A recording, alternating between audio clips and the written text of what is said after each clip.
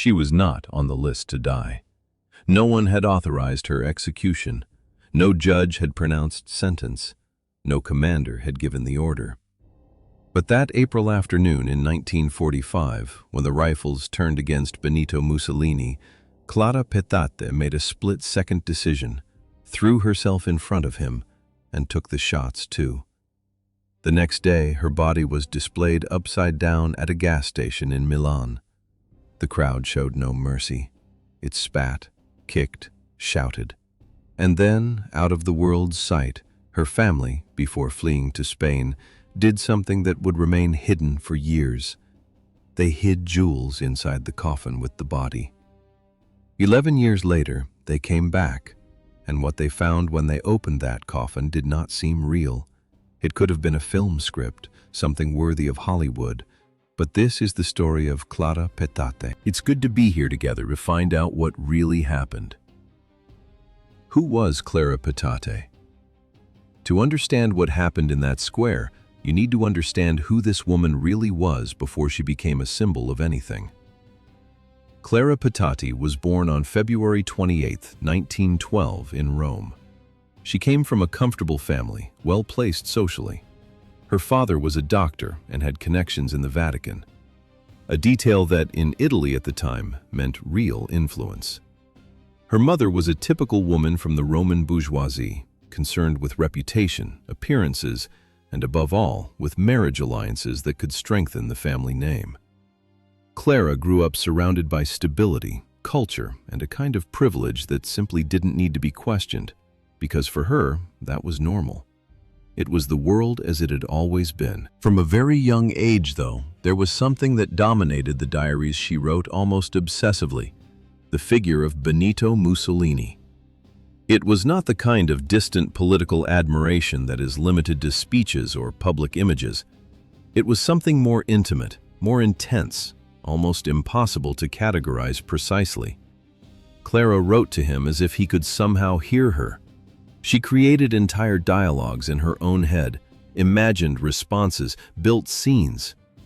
In practice, she was projecting a complete relationship long before any real contact. It was less an ordinary infatuation and more a fixation. In 1932, what had until then existed only on paper took concrete shape. Clara was 20 years old, in a car with her fiancé when Mussolini's car crossed their path. He had it stopped. It was not a chance encounter. Mussolini wanted to know who the young woman was who had caught his attention. A few minutes of conversation, nothing extraordinary on the surface. But for Clara, it was everything. That brief meeting, which seemed banal to any outside observer, completely changed the course of her life.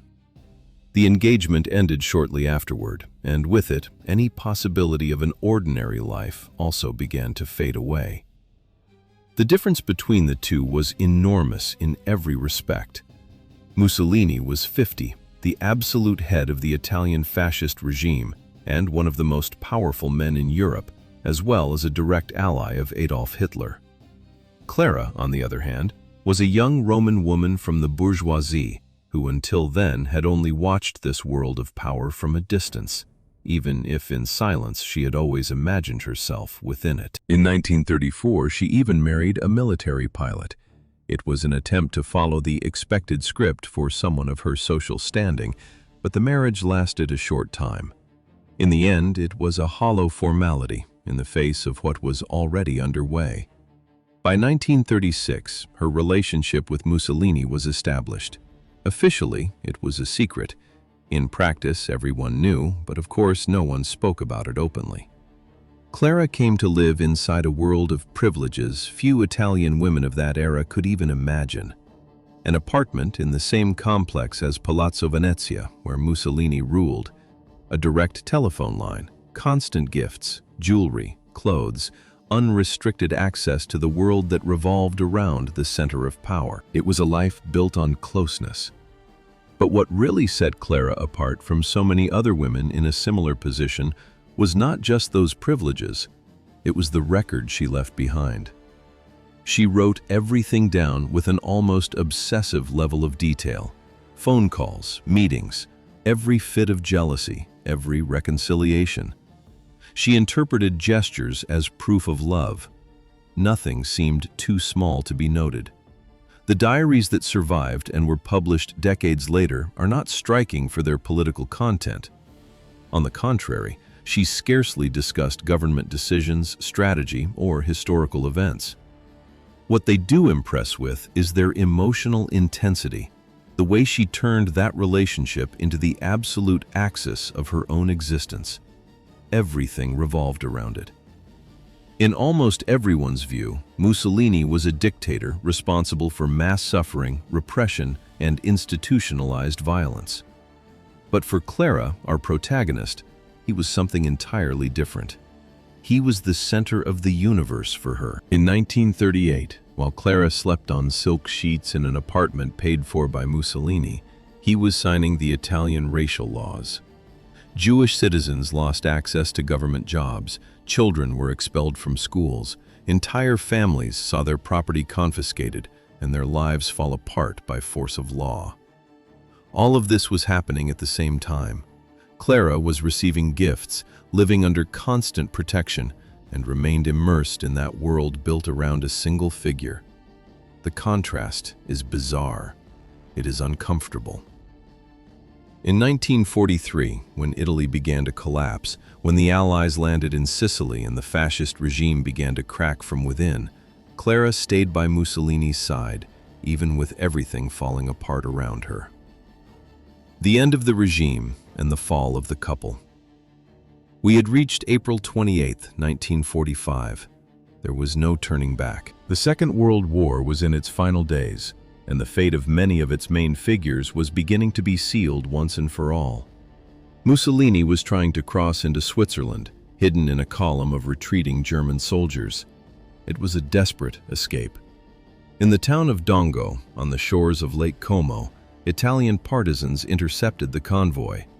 They searched truck by truck, unhurriedly. They knew someone important might be there, and they found him. The former dictator was disguised beneath a German military overcoat, trying to go unnoticed amid the retreat. A man who only a few years earlier had commanded crowds was now trying to vanish like just another defeated soldier. Clara was not in the same column. When she learned of the split, she made a decision that historians still debate to this day. She came forward voluntarily. She had time to flee. She had money. She had enough contacts to disappear into the chaos of that moment. Italy was collapsing, and in the middle of that collapse, disappearing was a real possibility. But she did not try.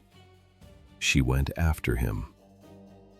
The two were taken to Via Belmonte in Diolino di Messegra, a simple house on the shore of the lake. An ordinary place, far too quiet for what was about to happen. The kind of setting that doesn't suggest an ending, but ended up becoming the stage for one of the most symbolic conclusions of the war in Italy. The executioner identified in the historical records is Walter Audicio, tied to the National Liberation Committee. There are still debates today about the chain of command, whether Moscow had direct influence, who gave the final order, and at what level that decision was made. Those questions have never been fully resolved, but the central facts remain clear. At 4:10 in the afternoon on April 28, 1945, Mussolini and Clara were taken to the Villa Gate. Clara was not formally on the execution list. She had not been tried, and at that moment she posed no military threat whatsoever. Institutionally, she was nothing more than the dictator's companion, but she was there. When she realized what was about to happen, she reacted in the only way that seemed possible to her, the same way she had reacted throughout her life. She stood by his side. Testimonies describe a tense, confused scene, shouting, sudden movements. In the final moment, Clara threw herself forward, trying to place her own body between Mussolini and the guns. The pistol used was a Beretta 9mm. The shots were multiple, rapid, direct. The two fell there in front of the gate with Lake Como in the background. She died trying to protect him, and in a way, that sums up her whole path up to that point. But it was the next day that the real terror happened. Before we continue talking about Clara and Mussolini, tell me what you think of today's content. Are you already subscribed to the channel? Don't forget to turn on notifications and leave a like, okay? Also, comment that you want more stories. That way, YouTube understands our productions are relevant and will keep growing here, okay? We're very grateful for your support. You are essential to the continuation of our channel. Clara and Mussolini were already dead, but the public still wanted revenge. On the 29th of April, 1945, the bodies were taken by truck to Piazzale Loreto. It was no ordinary place. Thousands of people had passed through there over the course of the 2 decades of fascism. People who had lost children in the war, who had watched the regime promise greatness and deliver ruin, who had lived for years under fear, silence, and forced obedience. That morning, all of it came to the surface. Mussolini was unloaded first, then Clara, then the others. What happened in the following minutes is recorded in photographs that still circulate today. The crowd moved in quickly. It was not just anger in the moment. It was something that had been building for a long time. Photographer Fedele Toscani captured that scene. The images became part of history books and spanned decades. One in particular became a symbol of the end of Italian fascism.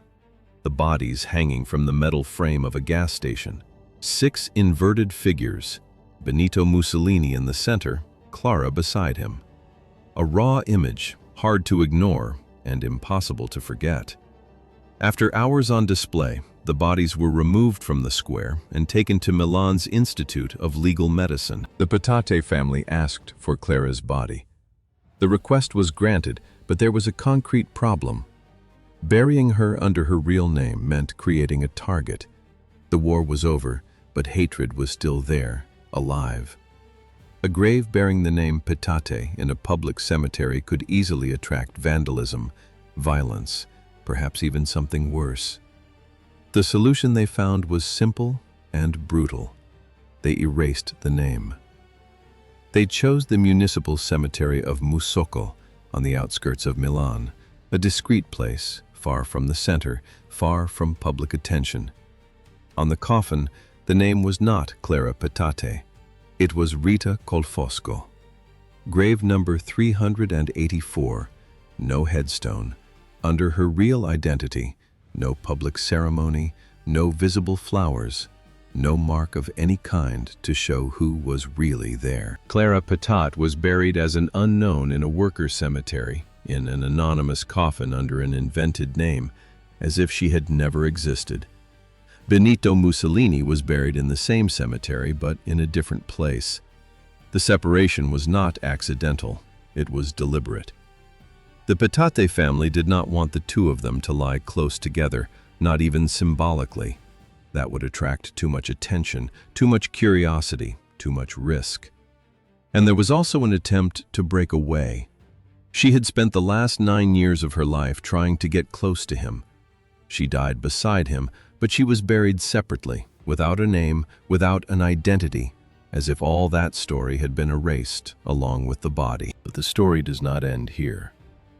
Greed and the unanswered mystery.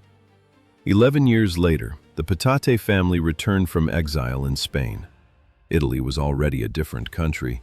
The Republic had been consolidated, fascism had been banned by law, and the immediate hatred of those first post-war years had cooled enough that it was possible to say the name Petacci without immediate risk. There was still memory, there was still judgment, but there was no longer the same urge to destroy. It was in that climate that the family filed an official request with the Italian authorities. They wanted Clara's body exhumed and transferred to Rome, to Verano Cemetery, where they could visit her with dignity and, this time, with her real name engraved in the marble. The request was granted.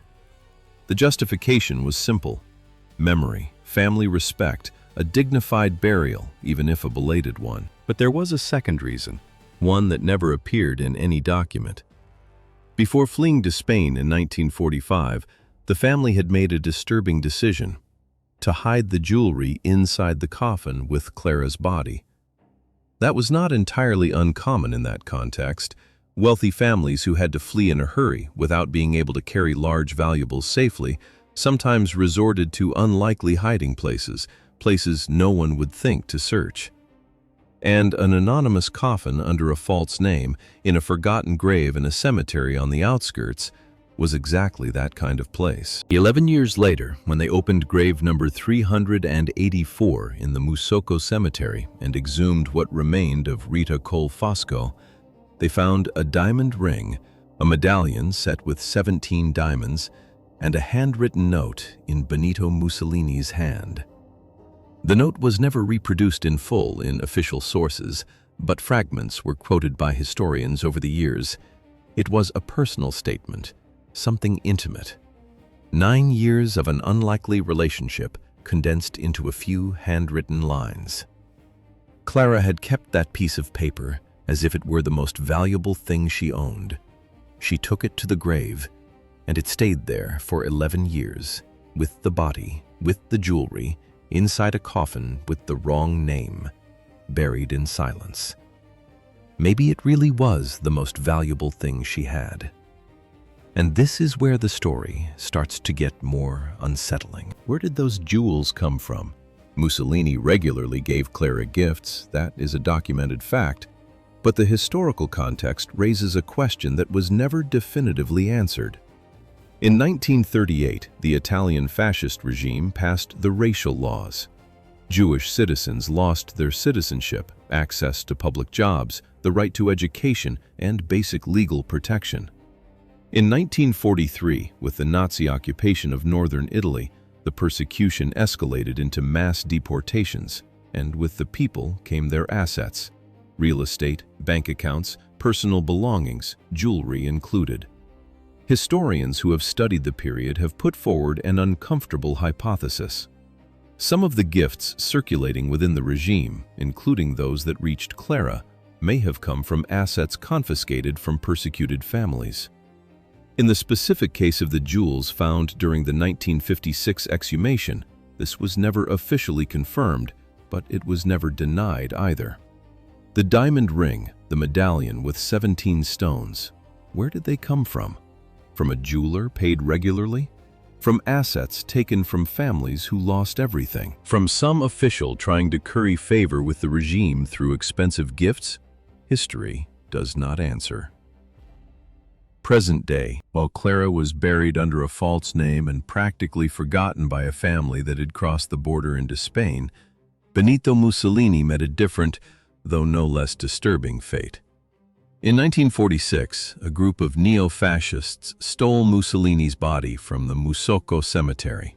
The corpse disappeared and remained hidden for 11 years, exactly the same period Clara spent in grave number 384, under a name that was not hers. For more than a decade, no one knew for sure where the body was.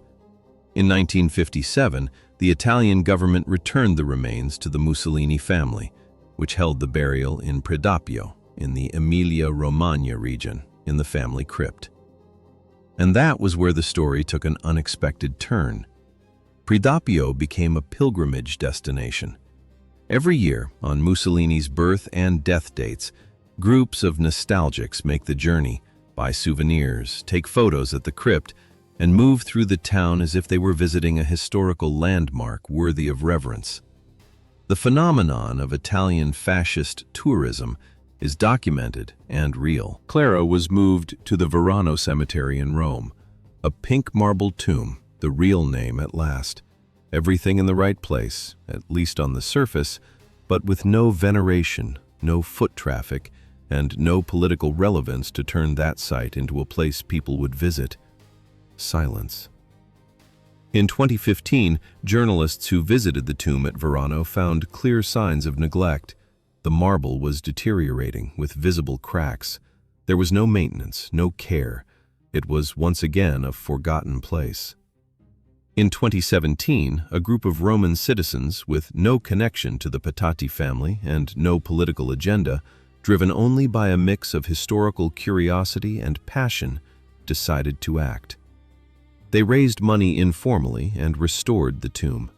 It wasn't the family, it wasn't the state. It was anonymous people who, for some reason, looked at it and felt that something was wrong with that neglect. The difference is hard to ignore. Mussolini has an organized annual pilgrimage. Clara has strangers who one day felt sorry for the broken marble. And that isn't even the worst of it. No matter what happens, remember that Clara died for love, but was dug up for money. Now that you've followed this whole journey from Villa Bellemte to the Musocco cemetery, from the jewels hidden in the coffin to the note forgotten for more than a decade, from the brutal scene in Piazzale, Loreto to the tomb quietly restored years later, I want to know what you think. Was Clara Petacci a victim of her own choices, a woman consumed by blind devotion to Benito Mussolini, or someone who, fully aware of everything, was part of a system that destroyed thousands of lives and still profited from it? But if you had been there in the mid-50s, knowing that there could be jewels inside that coffin, possibly taken from families persecuted under the racial laws, what would you do? History rarely offers easy answers, and this case is proof of that. If this video made you think or reflect in any way, leave a like and subscribe to the channel. It may seem simple, but it makes a huge difference and ensures that more stories like this keep reaching you. Thank you very much, and see you next time.